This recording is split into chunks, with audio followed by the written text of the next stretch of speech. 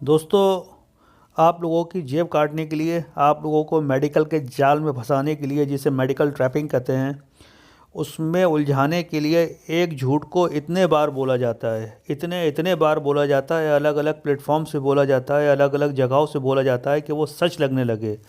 लेकिन झूठ कितने बार ही क्यों ना बोला जाए, वो सच लग तो सकता है लेकिन सच हो नहीं सकता कभी भी। मिसाल के तौर पर जब जाड़ों की शुरुआत होती है तो ये कहा जाता है कि जाड़ों में हार्ट अटैक से ज़्यादा मौत होती हैं। उसका कारण ये बताया जाता है कि जाड़ों में खून ज़्यादा गाढ़ा हो जाता है। ये बात सही है कि जाड़ों में खून अपने स्तर से ज़्यादा गाढ़ा हो जाता है, लेकिन उसका सीधे हार्ट अटैक से जोड़ देना कि खून गाढ़ा हुआ और एकदम हार्ट अटैक आ जाएगा या कोई हार्ट की बीमारी पैदा हो जाएगी, ऐसा कतई नहीं होता। ना इसका कोई प्रूफ है, ना कोई इसका रिसर्च पेपर मौजूद है जिसके बारे में ये कहा जा सके या जिससे देखकर ये कहा जा सके कि हाँ, जाड़ा आते ही खून गाढ़ा होगा और हार्ट अटैक होना चालू हो जाएगा। ये माइंड की प्रोग्रामिंग की जाती है जिससे आप डॉक्टर्स के पास जाएं, डॉक्टर्स खून गाढ़ा होने के नाम पर आपको ब्लड थिनर दे और आप ब्लड थिनर लेते रहें। उन ब्लड थिनर्स का साइड इफ़ेक्ट ऐसा होता है कि आपकी आंतों से खून का रिसाव हो सकता है, आपको अल्सर हो सकता है, आपके दिमाग में खून का रिसाव हो सकता है। लेकिन ये साइड इफ़ेक्ट्स कोई नहीं बताएगा आपको। इस वीडियो में हम कवर करेंगे कि खून का गाढ़ा होना क्या होता है और अगर खून गाढ़ा हो ही जाए तो क्या मुश्किल पैदा हो सकती है। खून को पतला करने के लिए हमें कौन सी मेडिसिन्स लेना चाहिए, उन मेडिसिन्स के साइड इफ़ेक्ट क्या हो सकते हैं और प्रकृति ने हमें ऐसे कौन से तोहफे दिए हैं जिनको हम ब्लड थिनर के तौर पर इस्तेमाल कर सकते हैं, जिसे हम नेचुरल ब्लड थिनर कहते हैं। आइए शुरू करते हैं कि खून गाढ़ा कैसे होता है। शुरू करने से पहले चैनल को सब्सक्राइब कर लें क्योंकि हमारे 15 से 20 वीडियो जो आगे अपलोड होंगे वो हार्ट रिलेटेड होंगे और हम चाहते हैं कि आप एक एक चीज़ को अच्छी तरह जानें और मेडिकल ट्रैपिंग से बचें और आपका पैसा आपकी जेब में सुरक्षित रहे।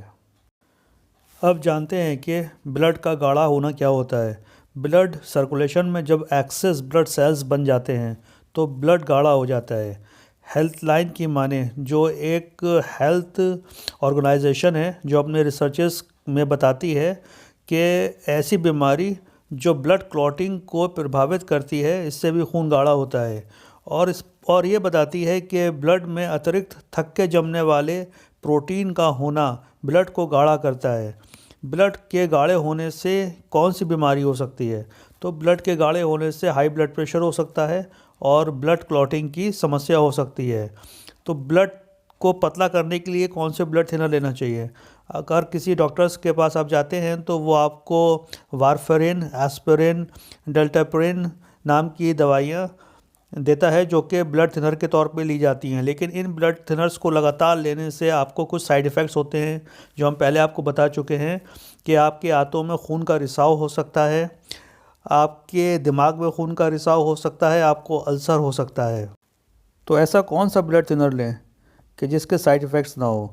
तो उसके लिए हम नेचुरल ब्लड थिनर, प्रकृति ने जो हमें चीज़ें दी हैं उसको ब्लड थिनर के तौर पे इस्तेमाल कर सकते हैं। जैसे 4 टमाटर रोज़ खा के रोज़ रात को हम सो जाया करें, ये ब्लड थिनर का काम करता है। अदरक, कच्ची हल्दी और लहसुन, इनको रोज़ रात को खाने से ये ब्लड थिनर का काम करता है। डॉक्टर बिशुबराय चौधरी ने तो इसके ऊपर रिसर्च करके अपने पूरे वीडियो में बताया है कि ये एस्प्रिन की तरह ही काम करता है। जैसे एस्प्रिन काम करती है वैसे ही ये ब्लड थिनर काम करता है। तो इस ब्लड थिनर को रोज़ लेने की आदत डालें और अपने खून को गाढ़ा होने से बचाएं। Thank you.